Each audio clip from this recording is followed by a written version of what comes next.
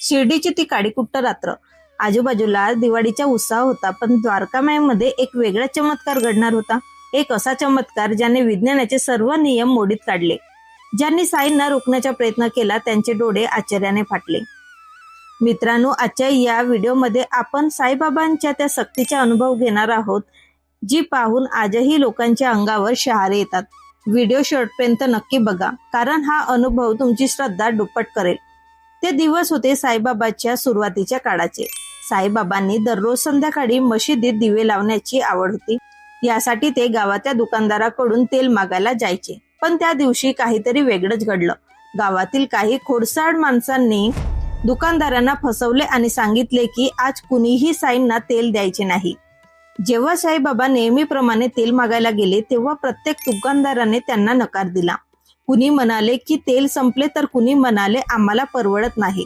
बाबांच्या चेहऱ्यावर मात्र राग नव्हता, फक्त एक शांत स्मित हास्य होते. रिकाम्या हाताने बाबा मशिदीत परतले.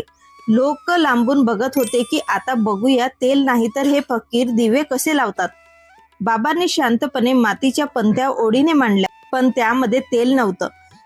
नंतर बाबांनी आपल्या झोळीतून पाण्याचा तांबा काढला आणि त्या पंतींमध्ये पाणी ओतायला सुरुवात केली. लोक हसायला लागले की पाण्याचे दिवे कधी पेटतात का?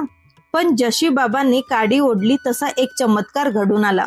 ते पाण्याचे दिवे तेलासारखे जळू लागले. 1, 2, 10 करत संपूर्ण द्वारकामाई प्रकाशाने उजळून निघाली. ते पाणी असूनही ज्योत विझली नाही, उलट ती अधिक तेजाने तळपू लागली. हे दृश्य पाहून जे लोक हसत होते ते बाबांच्या चरणी नतमस्तक झाले. त्यांना आपली चूक उमजून आली. साईंनी सिद्ध करून दाखवले की जर तुमची श्रद्धा सच्ची असेल तर निसर्गही आपले नियम बदलतो. साईबाबा नेहमी म्हणायचे, सबुरी ठेवा.